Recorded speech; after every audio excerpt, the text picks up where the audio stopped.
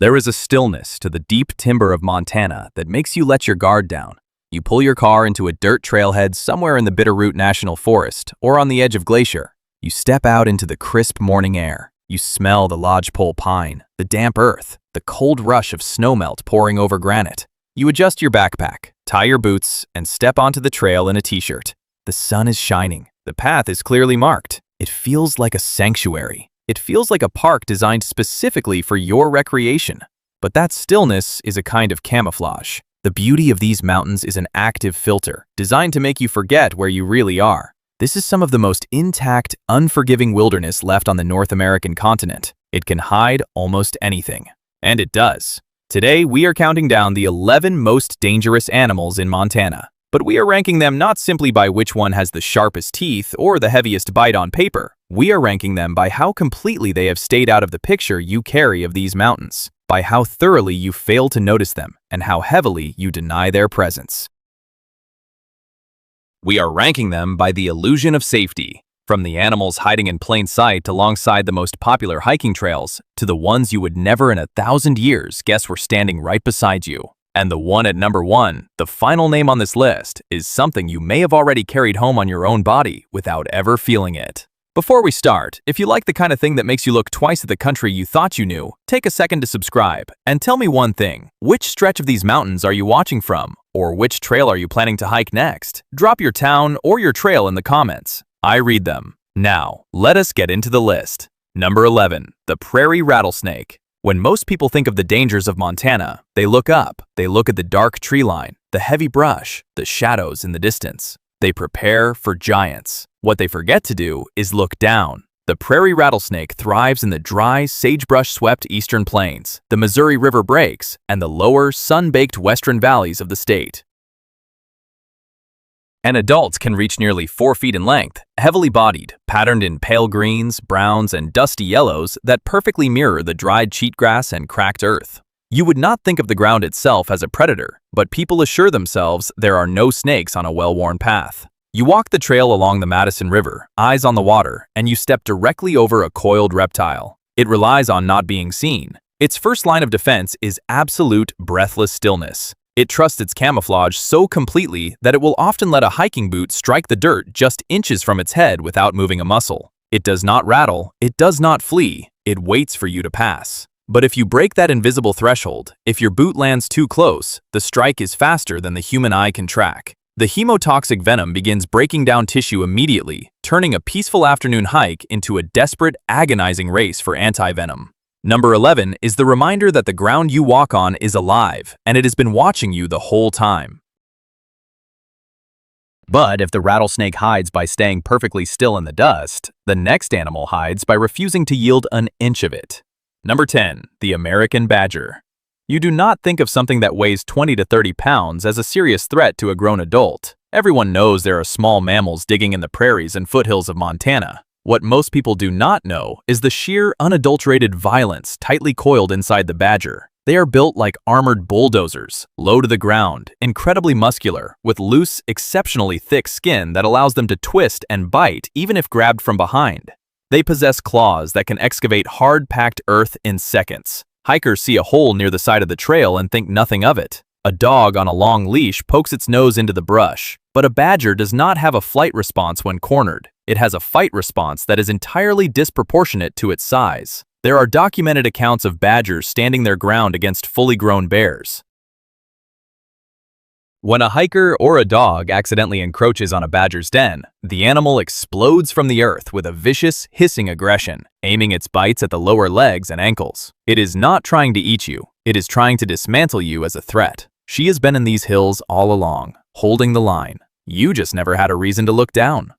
Number 10 is the animal that proves dangerous does not have to mean large. And from the small and aggressive, we move to a giant that people mistakenly believe is gentle. Number 9, the bison. If you hike the southern borders of Montana, down near West Yellowstone or the Gallatin Range, you will see them. Massive, dark shapes grazing slowly in the Golden Valleys. The reframe here is critical. People look at a bison and see a slow, fluffy cow. They see a remnant of the Old West, a living statue placed there for their photographs. They pull their cars over. They step off the trail. They walk through the grass with their phones raised. What they fail to respect is that an adult male bison can weigh 2,000 pounds, and despite that immense bulk, they can run at 35 miles per hour.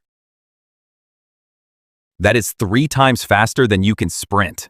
A bison does not hunt meat, but it demands absolute territorial respect. When hikers push that boundary, trying to get just a little closer for the camera, the bison does not always give a long, dramatic warning. The charge is sudden, explosive, and devastating. The blunt force trauma of a bison strike is akin to being hit by a compact car moving at highway speeds, followed by the upward thrust of thick, curved horns. More people are injured by bison in the Yellowstone ecosystem than by any other wild animal, simply because people refuse to see them as wild. Number 9 is the giant hiding behind the illusion of the pasture. It was a weapon the whole time. Number 8, the black bear. Everyone knows there are bears in Montana, but the black bear suffers from a dangerous public relations problem. People hear the word black bear and they exhale. They think of the timid scavenger running away from loud noises. They think of the overgrown raccoon breaking into garbage cans. They tell themselves, it is just a black bear, not a grizzly. That distinction is a dangerous comfort. While black bears are generally less aggressive than their larger cousins, an adult male can weigh 300 pounds and possesses immense physical strength. The mechanism of danger here is entirely different. A grizzly will attack to neutralize a perceived threat, usually a surprise encounter or defending cubs. But on the rare occasions that a black bear decides to attack a human, it is almost never defensive. It is predatory. It does not huff or pop its jaws or bluff charge. It goes silent. It follows you through the timber. It waits for you to tire. It watches you from the edge of your campsite as you cook over a fire, calculating. People die because they do not take the black bear seriously until it is far too late. Number 8 is the predator disguised as a nuisance. Number 7, the mountain goat. You hike the high, narrow ledges of Glacier National Park. The air is thin. The granite drops off into a 1,000-foot abyss. Ahead of you on the trail stands a pure white mountain goat. It looks majestic, peaceful, the absolute symbol of the high alpine wilderness. You would not think of it as a threat. You pull out your camera. But mountain goats are fiercely territorial, incredibly powerful, and armed with smooth, black, dagger-like horns. They can weigh 300 pounds, and in these high-traffic national parks, they have developed a craving for salt. Human sweat and urine left on the rocks draw them in. They lose their fear of hikers. When a hiker tries to squeeze past a goat on a 2-foot-wide ledge, or when a goat decides it wants the patch of rock you are standing on, it does not step aside. It lowers its head. A single sudden thrust of those horns, or a simple aggressive shove on a narrow trail, is all it takes. The drop will do the rest. Number 7 goes to the danger that looks exactly like a postcard. We are at the halfway point, and if you are still with me, you are clearly someone who actually wants to know what is out there in the dark timber, not just the glossy, tourist brochure version. You want the truth of the mountain. So this is the perfect moment to subscribe, because the animals from here up are the ones people flat out refuse to believe are real, or the ones that defy every expectation of what a monster should look like. Number 6, the moose. If you ask a hiker in Montana what they are most afraid of, they will say the bear or the cat. Almost no one says the moose, and that is exactly why the Shiras moose is one of the most dangerous animals in the state. They inhabit the dense, wet, willow-choked bottoms of the Flathead Valley, the Big Hole, and the swampy edges of alpine lakes. The mechanism of danger is their impossible camouflage and their volatile temper. An adult bull moose stands 6 feet tall at the shoulder and weighs over 1,000 pounds. Yet, despite being the size of a horse, a moose can stand perfectly still in a thicket of brown and gray willows and become totally invisible. It does not flee when it hears you coming. It holds its ground. You are bushwhacking near a creek, pushing through the branches, and suddenly you realize you are 10 feet away from a wall of dark muscle. Moose are highly unpredictable, and a mother with a calf or a bull in the rut will not hesitate to trample a hiker into the mud. They attack with a flurry of heavy hooves, striking downward with bone-shattering force. Number 6 is the ghost built like a freight train. And if you thought that was the strange part, hold on.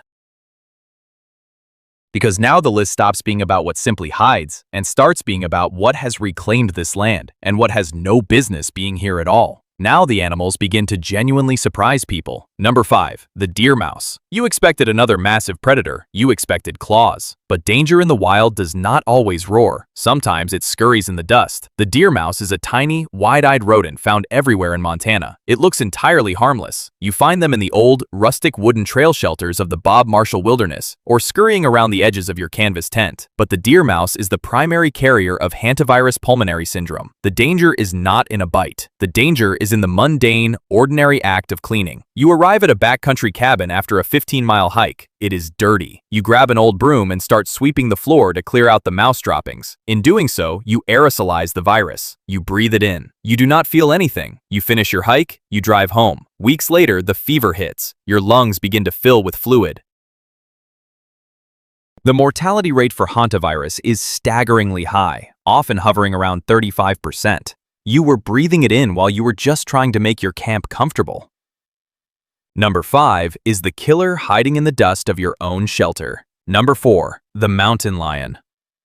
There is a saying among the old hunters and game wardens of the West: you do not ever see a mountain lion unless the mountain lion wants you to see it. People hike the rugged trails of the Swan Range or the Beartooth Mountains, looking ahead, looking at the peaks. They feel alone. They feel a sense of profound solitude. But the mountain lion is the absolute master of the unseen. Weighing up to 150 pounds, equipped with large, padded paws that make no sound on the dry pine needles, and capable of leaping 40 feet horizontally in a single bound. The lion does not hunt by chasing, it hunts by stalking. It will follow a hiker for miles, stepping exactly where you stepped, watching you from the high ridges, remaining perfectly concealed behind rocks and timber.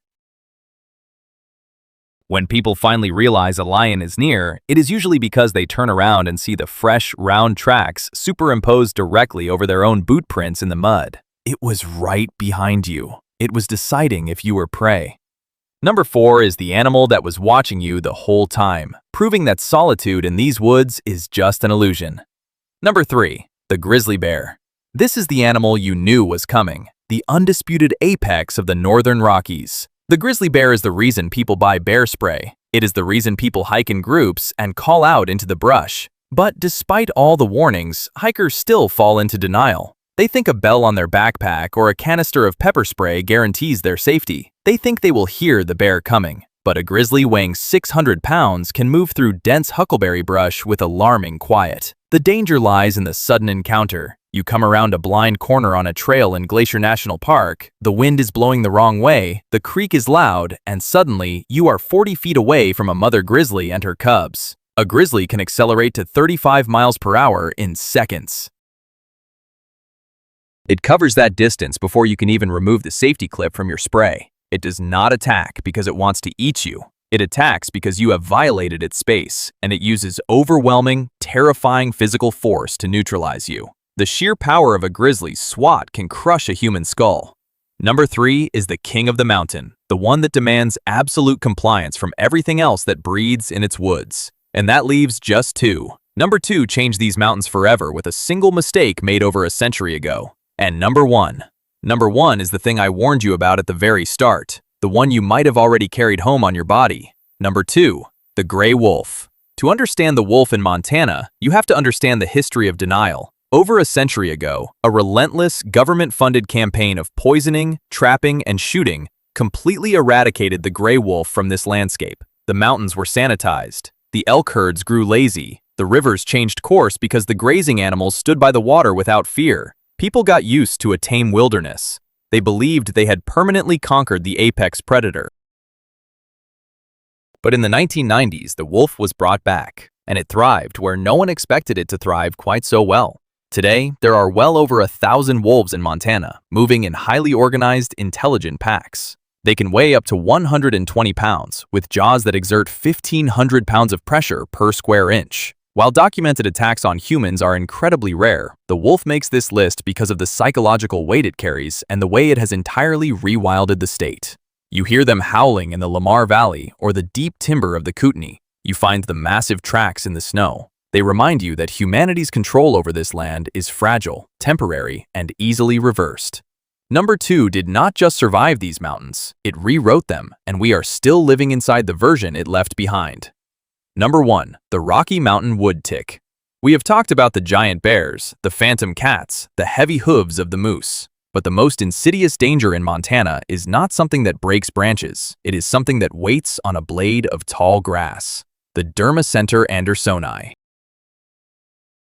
Remember what I told you at the very beginning. The thing at the top of the list is something you carry home without ever feeling it. You walk through the brush on a beautiful summer afternoon. The tick senses the carbon dioxide from your breath and the heat of your body. As you brush past the sagebrush, it transfers to your clothing. It crawls upward, seeking a warm, hidden spot on your skin, behind the knee, at the hairline. The mechanism of its danger is its perfect stealth. It secretes a natural anesthetic as it bites, numbing your skin so you feel absolutely nothing. It burrows its head into your flesh and begins to feed. You finish your hike, you pack your car, you drive back to your house, maybe states away, completely unaware of the passenger attached to your body. Over the next few days, it transmits pathogens directly into your bloodstream. Colorado tick fever, tularemia, Rocky Mountain spotted fever, or it secretes a neurotoxin that causes tick paralysis, a slow creeping numbness that begins in your legs and slowly moves up your body toward your lungs. You look for the monster in the shadows of the forest, completely blind to the fact that the monster is already in your house, feeding on your blood. Number 1 is the ultimate proof that the wild never stays in the woods. So here is what this list is really about. It is not about fear, it is about the quiet agreement you make with the landscape. The false belief that a well-marked trail and a brightly colored jacket somehow place you outside the food chain. You look at the soft light falling through the lodgepole pines, you hear the rush of the cold creek water, and you let yourself believe that this place is a park. But the prairie rattlesnake is still coiled in the dry grass. The mountain lion is still resting on the granite ridge, watching the trail. The moose is still standing like a statue in the dark willows, and the tick is still waiting on the edge of the brush. These mountains were never really tame. They just let you believe they were. The land has not changed. It is exactly as wild, exactly as unforgiving, and exactly as observant as it was 1,000 years ago. The only thing that changes is whether or not you choose to see it. If this changed the way you will walk into these woods, subscribe and stay for the next one. And the next time it feels too quiet out there on the trail, when the wind dies down and the birds stop singing, remember why. You were never alone out here. You just thought you were.